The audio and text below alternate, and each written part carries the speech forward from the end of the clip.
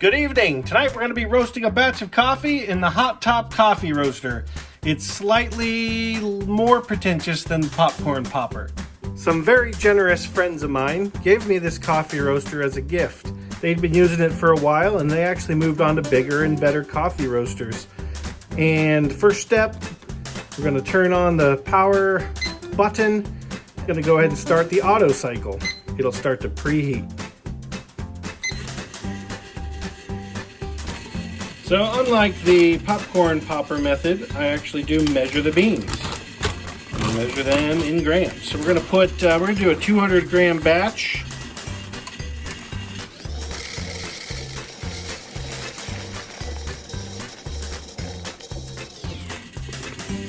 Perfect. I'm going to put it on my no expenses spared bean chute loading tool. When it's preheated, the timer starts. We actually load up the beans into our bean chute with the bean loading tool. Oop, straggler. And then it starts roasting.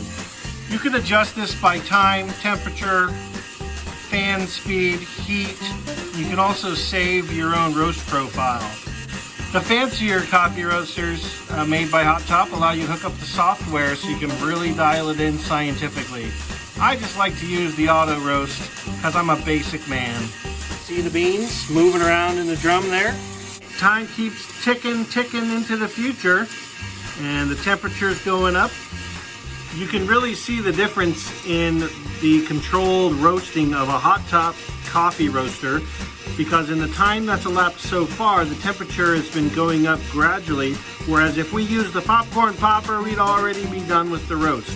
This is controlled from start to finish. Okay, I'm starting to hear first crack, and we'll hear that same pop that we're looking for.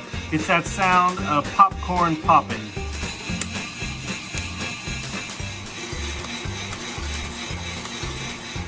Now the first crack is basically done, we'll just be waiting for second crack. You can hear that second crack just now started. So I'm gonna let it go up 7 more degrees, and then I'm gonna hit the eject button and they're gonna come out on our cooling tray. You have to acknowledge it when it gets to that temperature. That's what I just did. Hear that second crack, super consistent.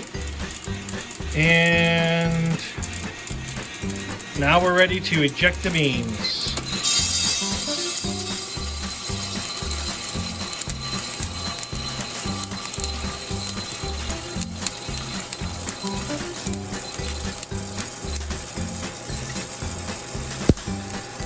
The Hottop is really great because it's got an integrated cooling tray and these cooling stirrers, I would say, just like an industrial machine, only for a tabletop. The cooling cycle's got 3 minutes and 44 seconds left to go, and those beans will be nice and cool.